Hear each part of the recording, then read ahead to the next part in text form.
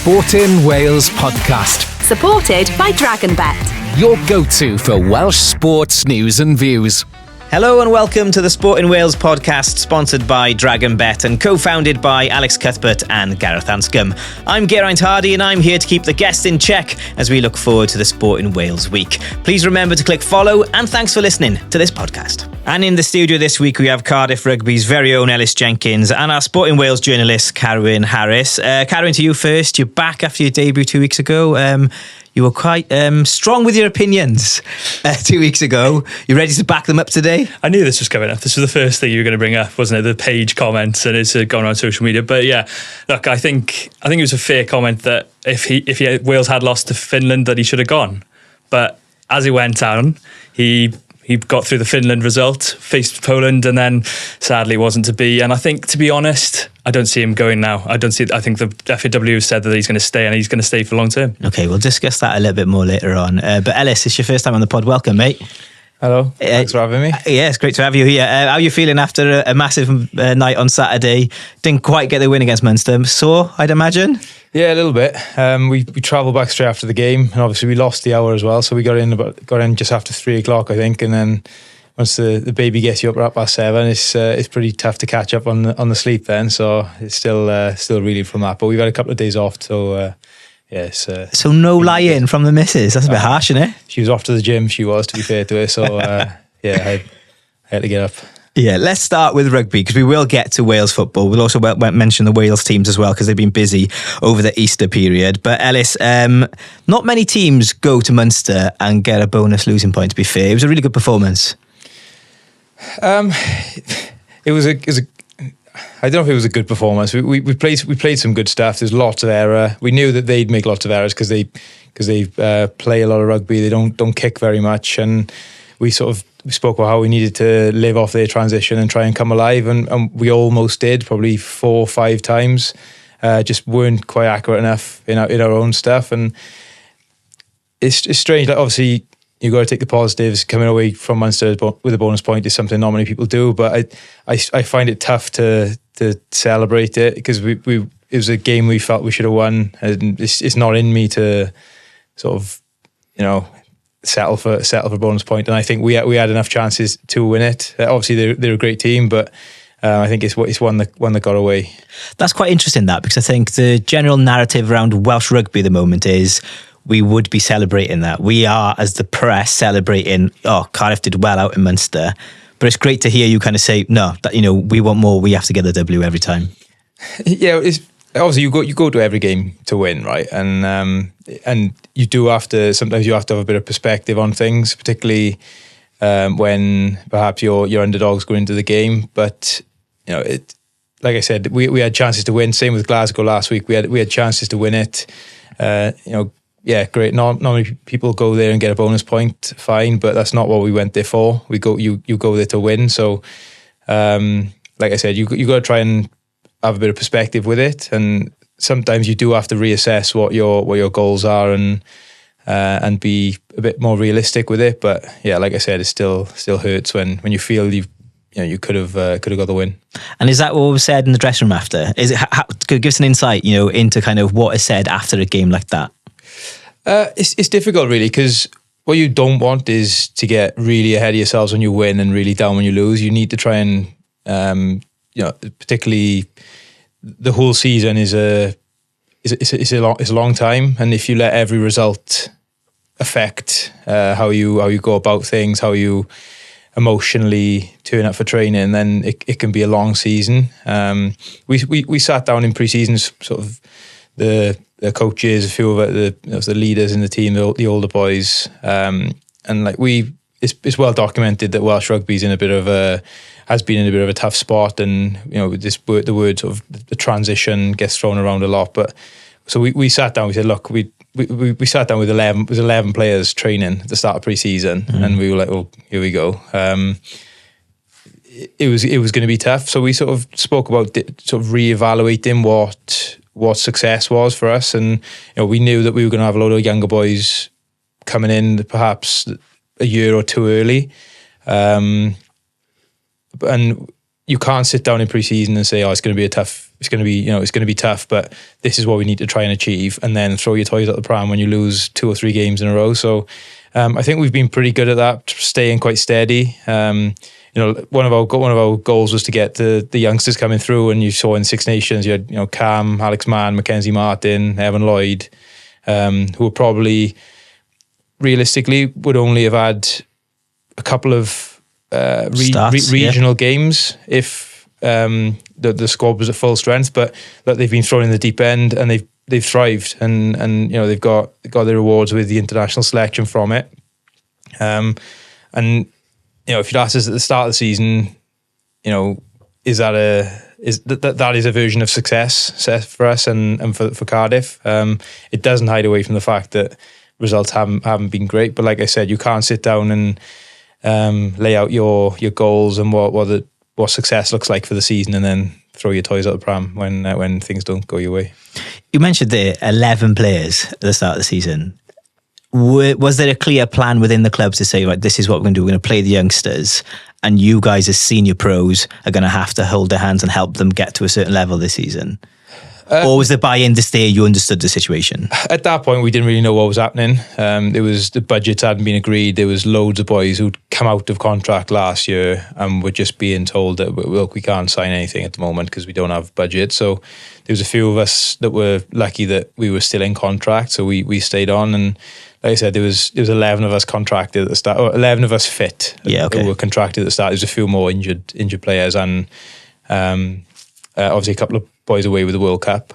But as pre-season went on, then obviously once the budgets had got agreed or whatever, I don't really understand that side of it. But it's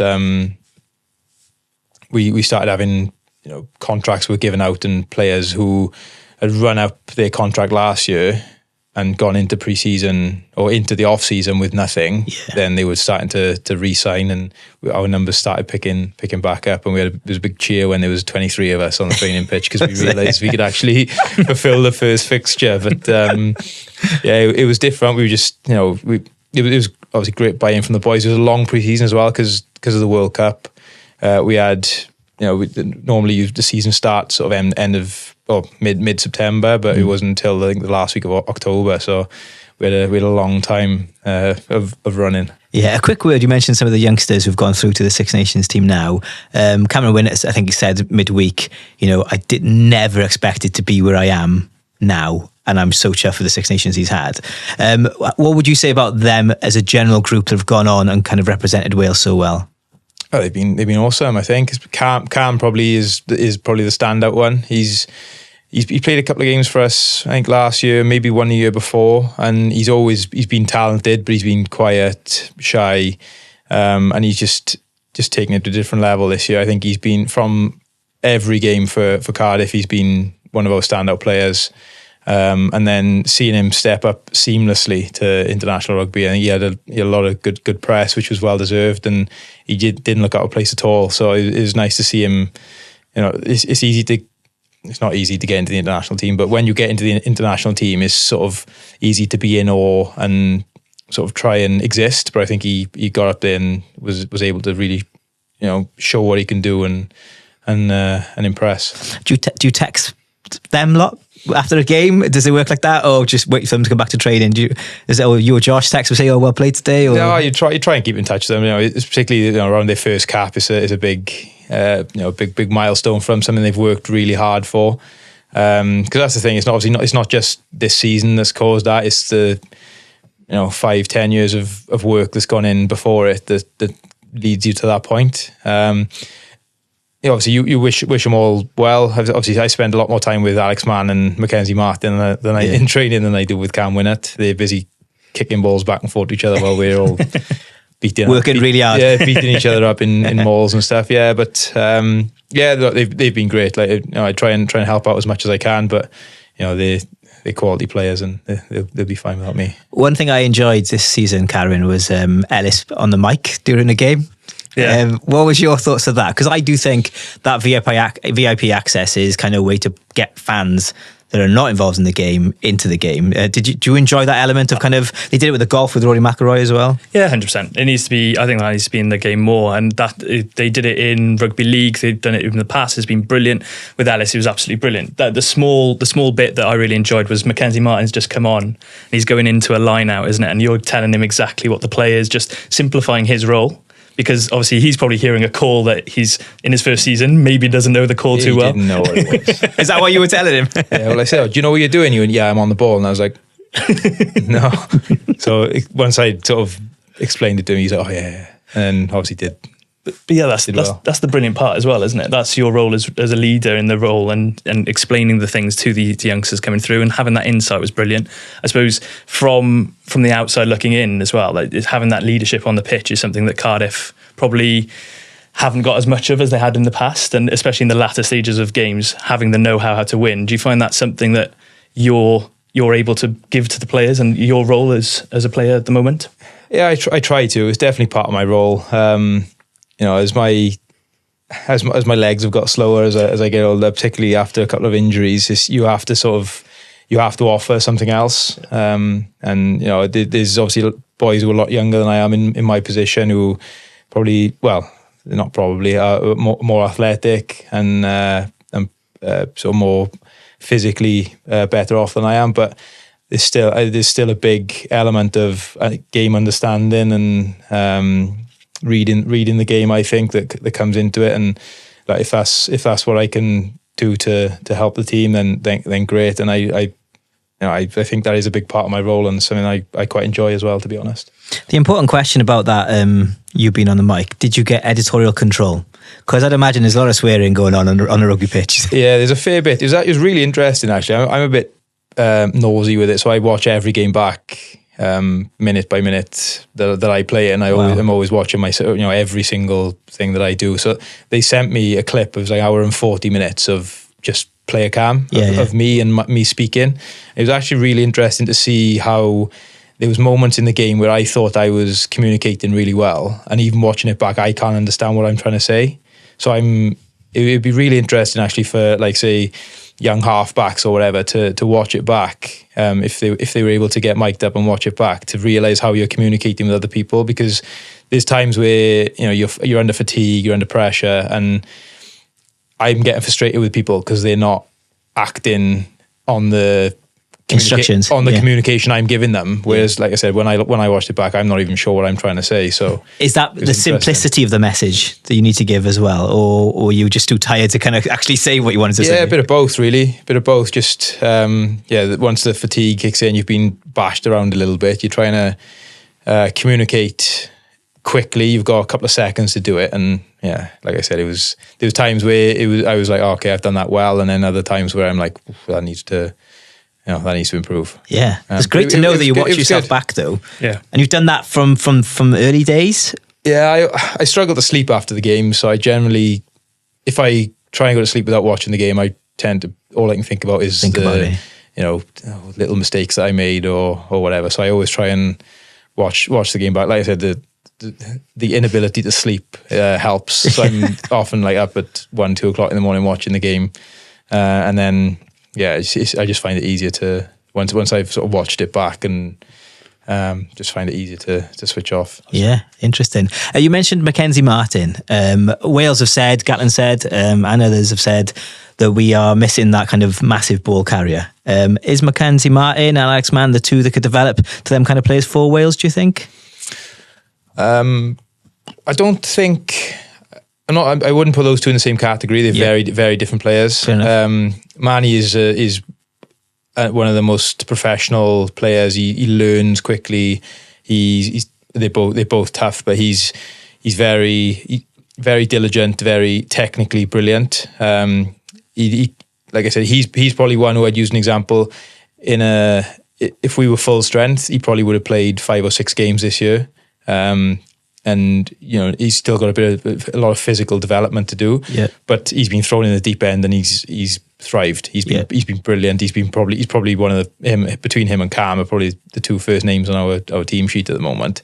Whereas Maka is very different. He's a big physical athlete. He's you don't realise how big he is until you stood next to him or you see him next to. I think he played his first game and Toby Faletau presented him his jersey and he stood next to Toby, who's a big man, and he's like dwarfing him.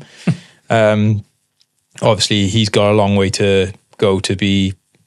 Anyway, if Toby can have some influence on Macca, that would be great because Toby is the, in my opinion, he's the GOAT. But he, he's not getting any younger, and he needs boys to step in. I think Macca's definitely going to be one of the ones in the mix to do that because he's big, he's fast, he's physical.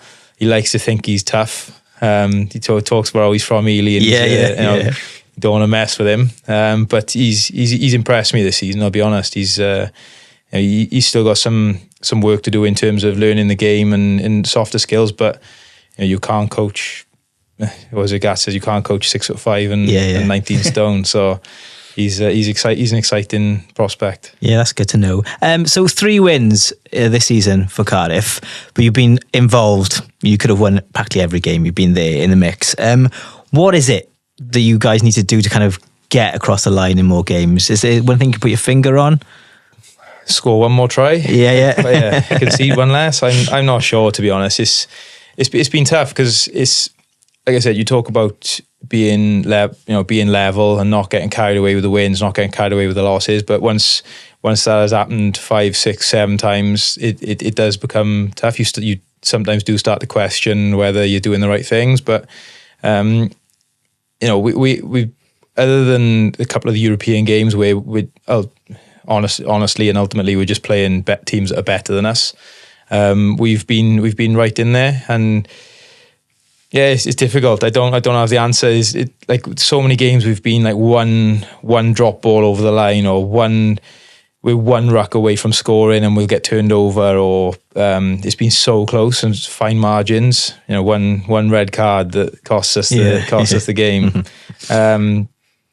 But yeah, it's difficult. We're close. Probably again, a little bit of strength in depth. Maybe boys who are playing every game, and your performances do suffer a little bit sometimes when that happens, and just probably a lack of quality underneath them that has meant that you don't get to rotate, you don't get to and competition drives performance as well. You want boys pushing each other, and with the budgetary constraints and whatnot, it all adds up, I think, to just being close but not quite close enough. But looking at the season, you think the future's bright for Cardiff? For Cardiff fans listening, there's lots of good things happening there behind the scenes as well. Do you think, the future's going to be there next season? There'll be more wins on the board? Yeah, I hope so. There's definitely there's lots of talent coming through, which is the main thing. And like I said, we use this word transition a lot, but I've sort of heard it a couple of times throughout my career, and it's sort of really waiting for the transition to become to carry on the trajectory. It seems to be a reset every couple of years, so it's try not get too carried away with where we are. But obviously with the new investors coming in with Cardiff, it's exciting. And the politics of Welsh rugby are always ready to throw up some of the stumbling block, aren't they? But I think there's definitely reason to be positive. And like I said, the wins we've had this season have not been ideal. We would like it to be a few more, but I think the fact that we've blooded the youngsters, they've all got, there's boys now who have made their debut and have now got 10, 15 professional games underneath them. It'll benefit them in the future. Yeah. Good. We won't get into the politics of Welsh rugby today. We've done it too many times on the pod already. And if I ask Gareth Hanscom a question about politics, Welsh rugby again, I think you'll punch me in the face. So we won't do it today. But it's good to hear that kind of the future potentially is positive for Cardiff. Let's go to the Scarlets then, Carwyn, because at the moment they are really, really struggling. That defeat on the weekend, Scarlets 3. Glasgow 45. We were hoping after the win the following week that they would kind of have that momentum, start something. They always historically the last few years have played the latter months of the season really, really well, but it doesn't look like that's going to be the case this season. No, that's when I massively called wrong. I thought they'd have a follow on the momentum of last week's win against Benetton, but yeah, it wasn't to be. Record home defeat. That's the biggest ever in the league that they've had, 42 points. And it's the worst thing I thought for me was at the end of the game, there wasn't a reaction of booing from the fans, or there was almost an acceptance of this is where we are, which is quite sad and maybe worrying going forward for the Scarlets. But you look at throughout their season, they've had moments, they beat Cardiff twice, obviously, not to bring it up again, but they had those victories against Cardiff. But on the back of that, they'd lose against Black Lion or Castra. They'd lose out in Leinster. They had these heavy losses straight after good moments. And they haven't been able to have a continuous development throughout the season. And, they really haven't reacted well following the mauling out in South Africa. And I think it's just been a moment after a moment after a moment that has really spiraled out of control for their season to some extent. The injuries are horrendous as well. Joe Roberts now out for the season, and for the start of next season, Steph Evans as well. Tane Plumtree's missed most of the season, and we're all excited about how big a prospect he could be. So it's been a bit bleak in frank terms of what's going on at the Scarlet at the moment. Yeah, quickly on Joe Roberts, that's his third knee injury, right? I think. Yeah. Obviously, Ellis, you had a massive knee injury, but out for nearly 2 years, I think. I'm just right in saying that. How did you kind of stay positive in that period? Because that's a long time to be out. And it was, for you, I remember it happening. I was there in the stadium. You were man of the match. You were captain that day. That happened right at the end. How did you stay positive? Because surely that's playing on your mind. Thinking, why has that happened to me in the last minute of that game? Yeah, it was tough. It wasn't... It wasn't ideal. Obviously, the timing and everything around it with the World Cup was not ideal. And I was very lucky. I had a very good support network of people, physios, friends, family, my wife around me, because there were lots of times where I threw in the towel and had I'd had a bad week in training or whatever, or it just got the better of me and I'd given up. Obviously, I had Gareth Jenkins and Corey Allen, who we spent a lot of time together as couples, and at one point the three of us, we went for food. The three of us and our partners went for food at Celtic Manor, and all three of us walked in on crutches. It was like a comedy sketch. Yeah. But yeah, look, it's difficult. It's difficult. I'm not sure what Joe's done exactly. Hopefully, it's nothing too serious, but yeah, it can become a bit relentless particularly when he's obviously got himself back from a knee injury, got himself in the Welsh squad, had a couple of games, and then you're back on the operating table and you're out for another couple of months. So it is difficult to stay positive, but yeah, you just got to try and surround yourself with good supportive people and be as positive as you can. It's part and parcel of sport, we know that, but Joe blogs like myself, I've never had a serious injury, which I'm thankful for. But do you still feel it like in your knee while you're playing or after games? How does it kind of affect you now? Yeah, it affects me a lot in training. So I can't train as hard as I used to, okay. which I still find tough. Is sort of probably one of the reasons I ended up playing for Wales was I was always willing to push myself really hard in training, do real, like I said, fitness sessions, everything really. I've never been particularly physically gifted, but what I was good at is pushing myself as hard as I can. And if I try and do that these days, my knee lets me know about it. So I have to be a little bit more reserved, which I still find tough. I get it wrong sometimes and pay the price the next day. But yeah, after games takes a little bit longer to recover. So it is tough. It is tough. Like I said, it's still causing me a bit of jip. Trying to crawl around after my son is hard work. I can't be on my knees for very long. Yeah.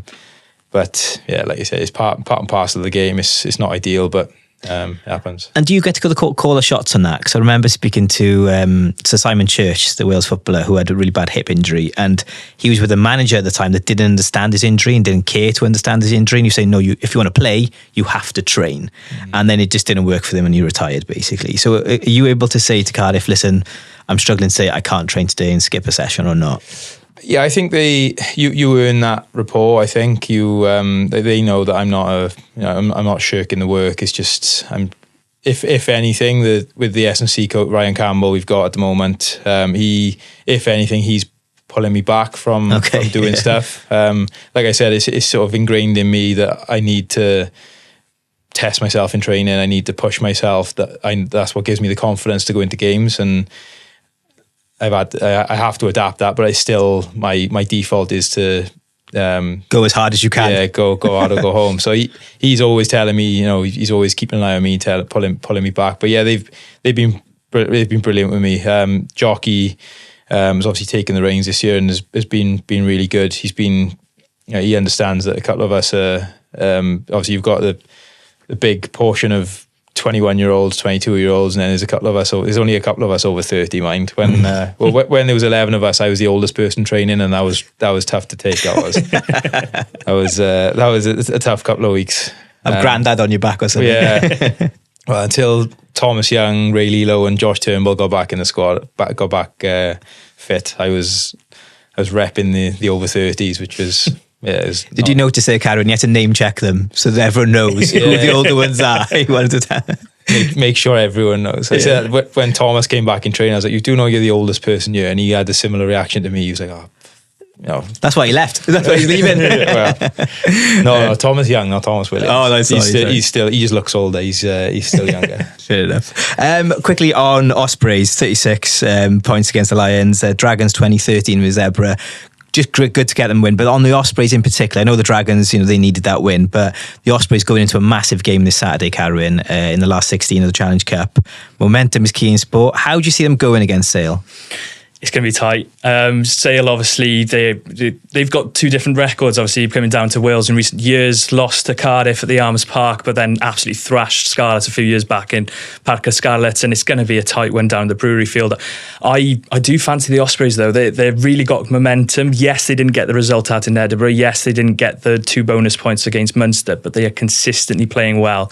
And, you mentioned Cardiff being consistent. Ospreys have been consistent as well and will be there or thereabouts. They're a tough side to beat, and they know what they're about, which is what Toby Booth says week in, week out. I think at the moment it's just about getting back to that stage around Christmas time, just in the new year, where Ospreys were really, really clinical, because they took every chance they could get in the new year. But against Edinburgh and against Munster, they weren't able to get that. And against Munster, it was the complete opposite case scenario. So Sale flying at the moment, really good performance on the weekend, but I do think Ospreys could get the win down at the Brewery Field, and yeah, hopefully they'll be hoping for a mud bath down there perhaps in a forward battle, but it's... What do you think about that, taking that game to the Brewery Field? Good call, do you think?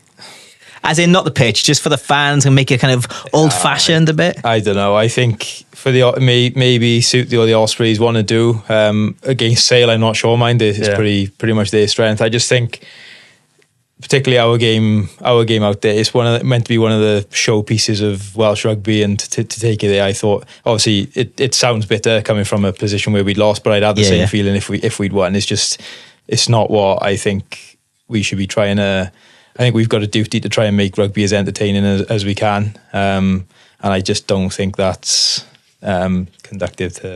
conducive to doing that. But personally, I was just wondering though, on that though, the counter argument would be, what is it better to play in front of a full stadium versus play in front of 3,000-4,000 in a 15,000 seater stadium? And do you see a difference in that at all for yourself? Yeah, I don't think they're mutually exclusive though. I think you still, it can be in a stadium that's full, and I think looking at the Brewery Field, there was, there's not many games that would have been on in those conditions. Those conditions, and to top it off, the showers weren't working after the game either. Oh, you're joking! Which was fun. Oh. Yeah, look, I think in rugby in general, we've got a duty to the future of rugby to try and make it as entertaining as possible, and however that looks, I don't know. We talked about the player mic stuff earlier, which I think is great. I think it allows an access to sort of an inner access to the professional game that most people don't get, and that people want to see. And I think just across the board we can't keep saying rugby's struggling and rugby's this, and then keep going and then say, oh, but it's a traditional sport and we love the 6-3, mud bath. I just don't think it's not. In my opinion, anyway, it's not progressive. I don't think so. No. Yeah, fair enough. But I do hope the fans get down there and fill Brewery Field. Because that's one of the reasons I think that's behind it is going there. It's a last 16 game. They need it. It'd be great for Welsh rugby if Ospreys could get through. So hopefully the fans turn up in their numbers to support them on Saturday. Interesting. No, I can't believe the showers weren't working. Cold showers. That's bad. Neither could we. What I will say is the atmosphere was fantastic. Yeah. And speaking to. So my wife's uncle is from Mckeny. He walked over and he said it was, he wishes it was a dry pitch, but it was the atmosphere and whatever was amazing, and it was great to see all the kids there and all the local fans and the local teams coming out to support. But I just wish it could have been a bit more of a spectacle for them. That's all. Yeah, I mean, I was watching it from the comfort of my sofa, so it was quite entertaining from my point of view. But I get your argument, and we've had it before. Was it a good call or not? But the conditions were really bad, which didn't help the argument either, I suppose, for moving it to there. Let's park rugby there then if we can. Let's turn to football because Carwyn, I'm coming for you, mate. You said if Wales didn't you said if Wales didn't beat Finland, Paige should go. Yeah. They beat Finland. Sadly, Dan James' missed penalty meant we didn't make it to the Euros in Germany this summer. Where do you stand on Paige then and Wales as we move forward then? Because I think one fair criticism of the Welsh team in the Poland game was there was clearly no plan B. Yeah, I think that is fair. What I would say I'll come back to the plan B thing, but with Paige, I think at the moment we're in a situation where the players all love him. They all really enjoy being with him. It's clear they clearly play for him as well. You can't argue that they're playing for the shirt and also playing for the manager on top of that.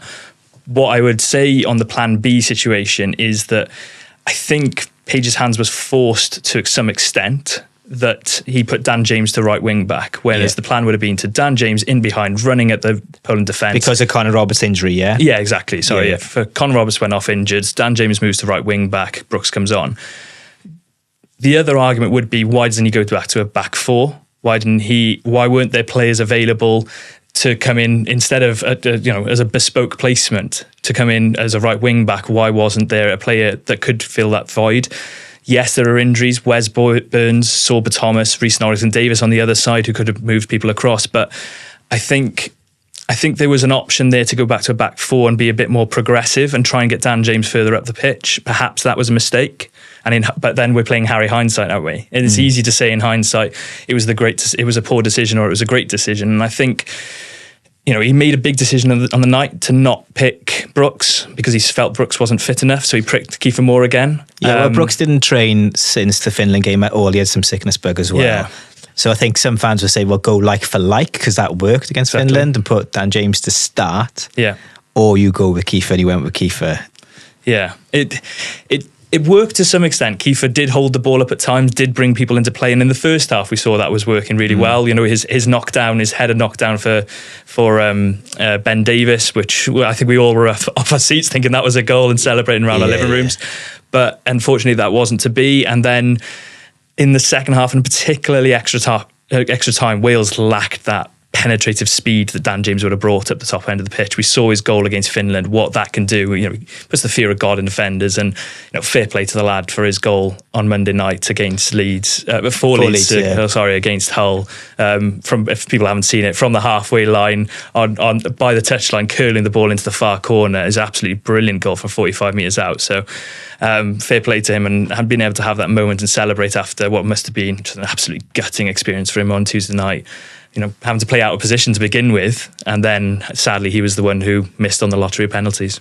So is Paige the right man going forward? Because we kind of, the expectation levels have changed for Wales since we were growing up in this room. We were used to Wales not qualifying for anything, but now we were expected to reach the Euros. We haven't reached the Euros.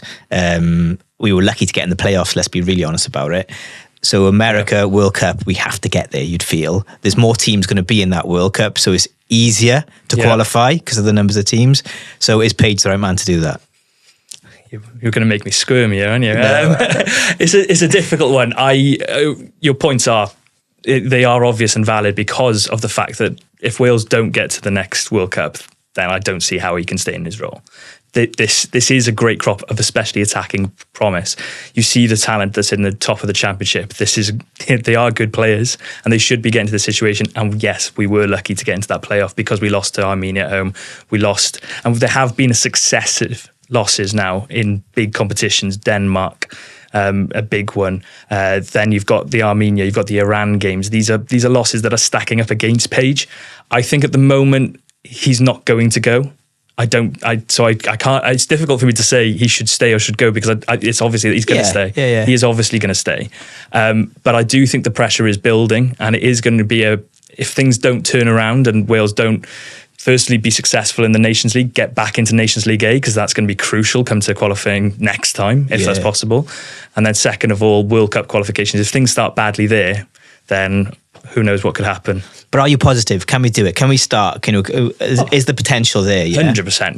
This is one of the best. This is one of the best groups of players Wales have ever had. I think that's fair. We no longer have Bale, and there's been so much made of that, and rightly so. Bale was a crucial player, and yes, if it's 0-0 and Bale's stepping up for a free kick, I'd back him to score.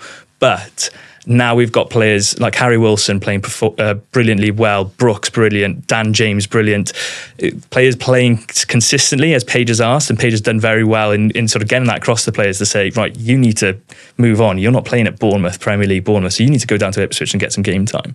And that has really reaped the rewards for Ipswich and both for Wales. So I think personally, Wales can 100% do well in the future, and I think it's only going to improve. You look at the combinations of Ampadu and Rodon at the moment at Leeds. They're still, Ampadu's 22, 23 now.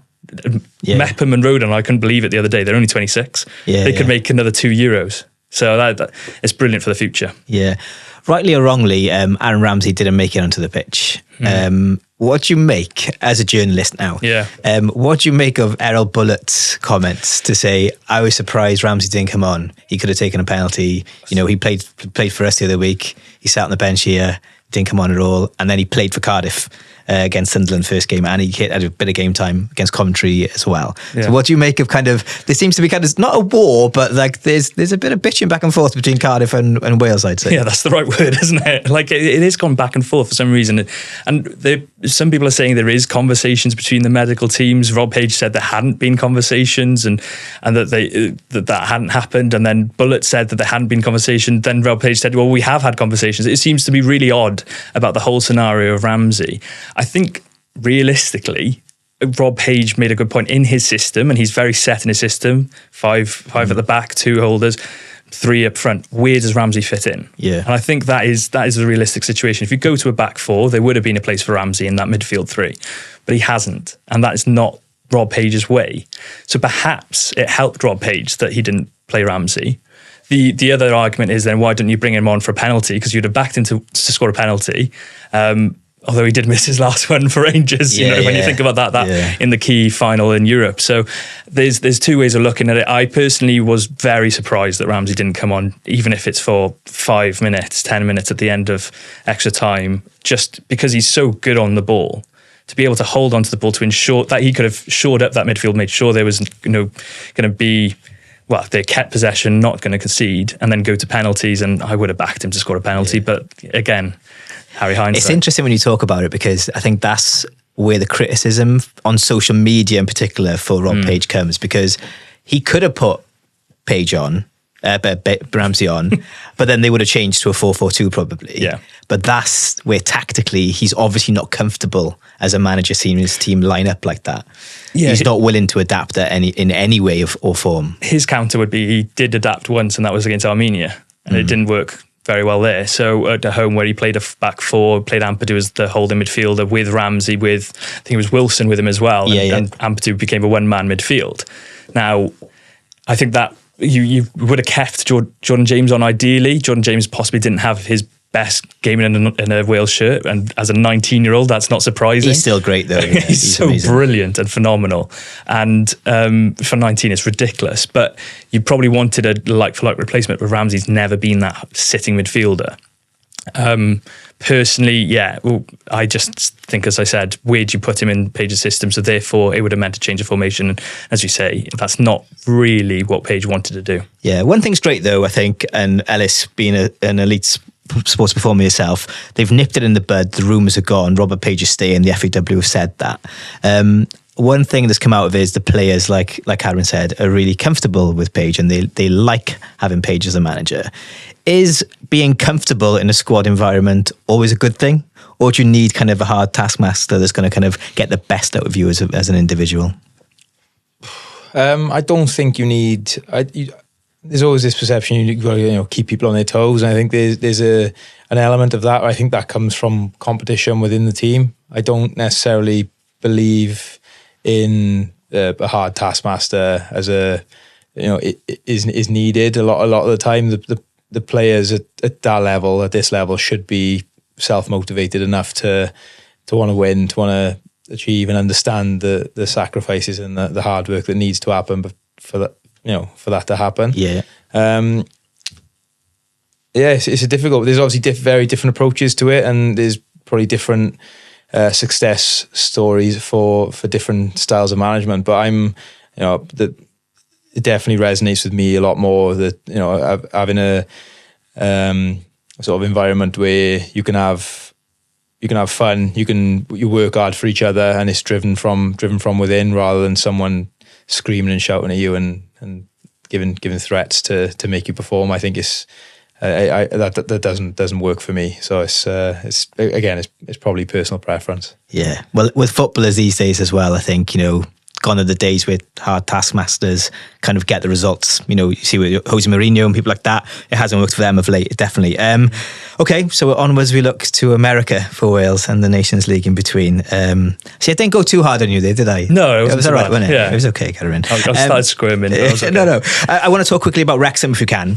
Yeah, because they are putting a smile on Welsh football's faces. They are currently joint second on 73 points with Mansfield in League Two. Stockport atop the league, 77 points, but Wrexham do play this evening. This is recorded on a Tuesday, by the way, against Doncaster, so they could go to 76.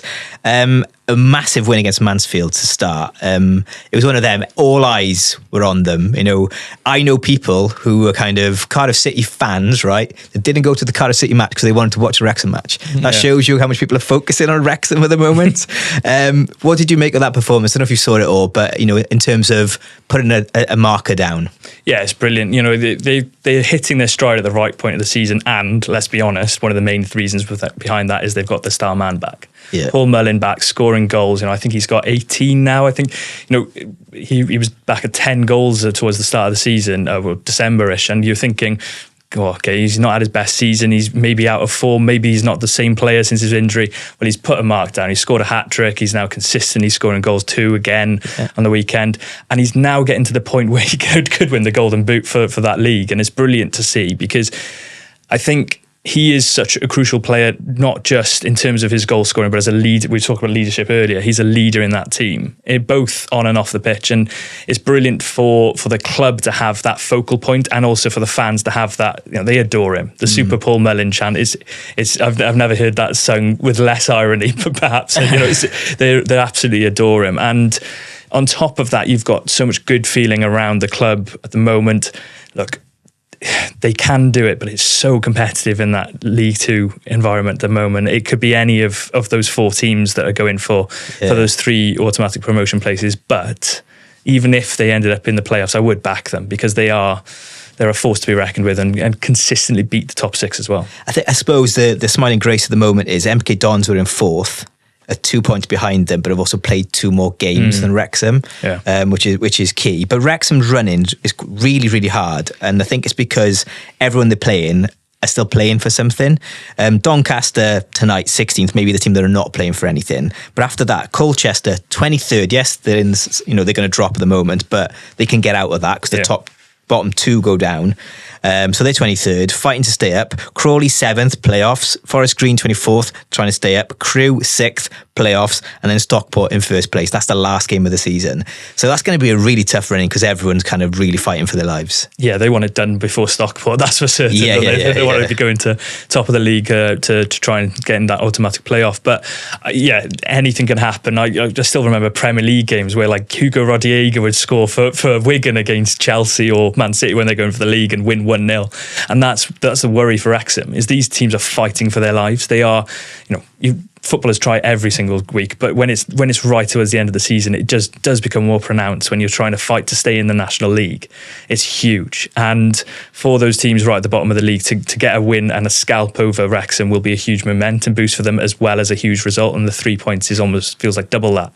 So because they would have predicted where they're going to get points for the remainder of the season, and they'd have said, well, maybe we'll get a win here, we've got Wrexham, we're not going to get a win there. But if they can get 3 points there, that's huge in terms of their hopes and dreams of staying up in the National League. We all knew, though, really, looking at the fixture list at the start of the season, Stockport last game. That's gonna mean something, that game. Do you know what I mean? And it probably will, to be honest with you.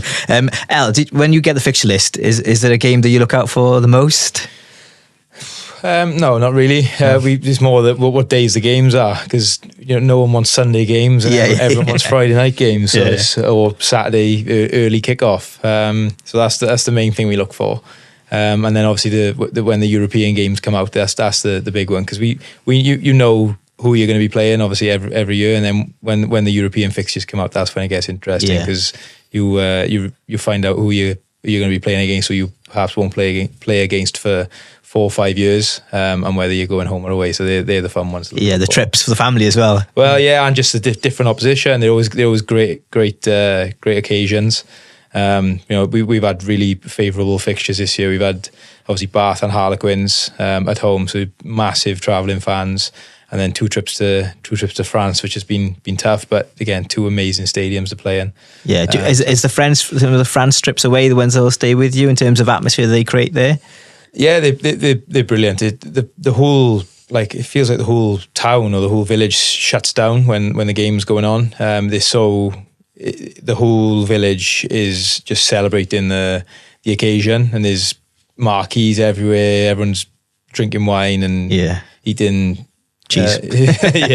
But my parents have been a couple of times over the years, and they always love it. And it's a really, really good occasion. Everyone really buys into it. Yeah, Lee Byrne was here and he was telling us how much kind of season ticket holders, they basically fill the stadiums before games. So getting tickets for other local fans who are not season ticket holders in France is bare on impossible. That's amazing, to be fair.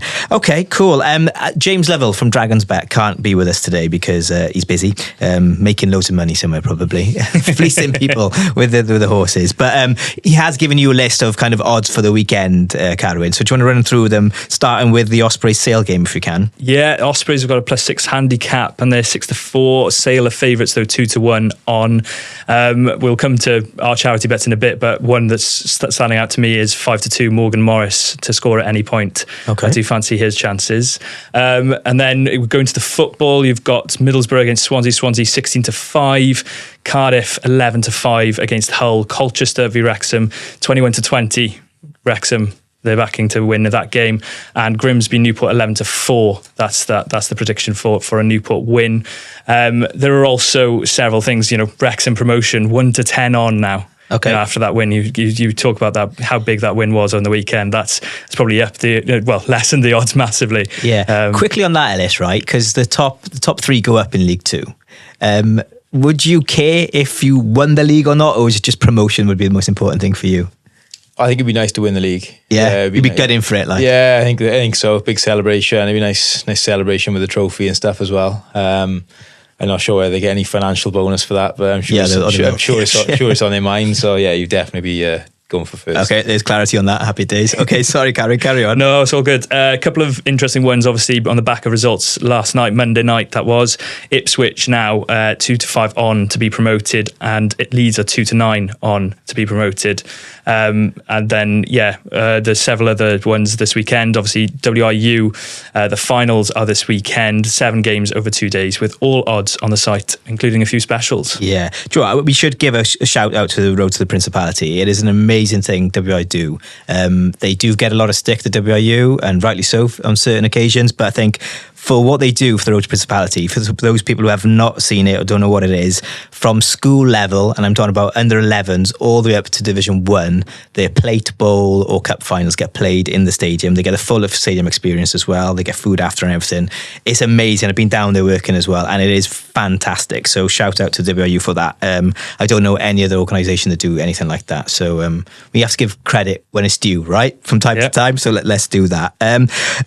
Championship, that's going to be amazing. Been lovely to see the Welsh boys, i.e. Leeds and Ipswich, get the promotion, even though Leicester have got a game in hand over them. Yeah, it would be absolutely massive. And, you talk about how good it could be for Wales as well, because Ethan Ampadu, Joe Rodon, that combination, I think it's 12 times or 13 times they played together as a centre-back pairing. 9 times they kept a clean sheet. Have they? Wow. That is brilliant, since those two be in combination. Ampadu now captain of Leeds as well, which is brilliant to go. And if he can get the side promoted, or help to get the side promoted, along with the lone players of Rodon and Connor Roberts, and there's talk of Rodon going there permanently, and then you've got the Ipswich lads, Broadhead and Burns, but also Kiefer obviously on loan as well. That'll be massive for them. Southampton in with a shout as well, don't forget, with David Brooks on loan there. Yeah, of course. Okay, we've got to do our charity bets quickly. Ellis, I know you're not allowed to bet on rugby, so I won't put you on the spot on that, but you can give your view if you want on our bets. I'm actually going to go for a Wrexham win and Ospreys win as a double. I don't know if James has given you odds for that. He has given it 7-2. Okay, so that's good. Pretty good odds, yeah. Yeah, and what are you going to go for? I am going to go with Morgan Morris try. I just fancy it. He seems to score every time he plays, so it seems, and scored on the weekend. So I'm backing him to get a try. And down in the Brewery Field, it's bound to be tight. So there's bound to be tries from 5 metres out in there. So Ellis, you're the man in the know. Is that a good shout, do you think? Yeah, he's a try scorer, and he does really well. He's tough. He got a low centre of gravity. He's very good around the couple of yards out, and I think it's a bad shout.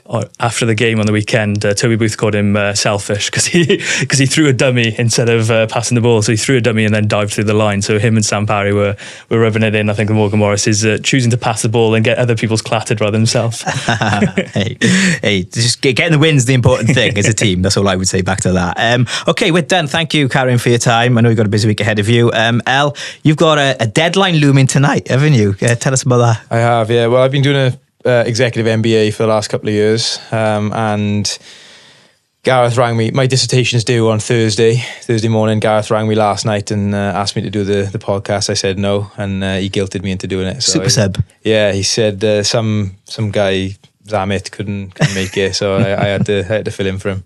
Well, you were great. Lewis, who's Zamet is what we're calling him at the moment here, but no, hopefully we'll get him on later on in the year. But Ellis, it's been great to have you on, mate. Really good to get your insight on stuff in Cardiff at the moment in particular, so thank you. Right, thank you for you to listening as well, wherever you've been listening from today. Remember, we'll be back next Monday for more Sportin Wales chat, and you can follow us on all our socials. Just search Sportin Wales. Tell your friends about us and share the love, and we'll catch you next week. Wherever you go, wherever you are, enjoy your Sportin Wales week. Sportin Wales podcast. Supported by Dragon Bet. Your go-to for Welsh sports news and views.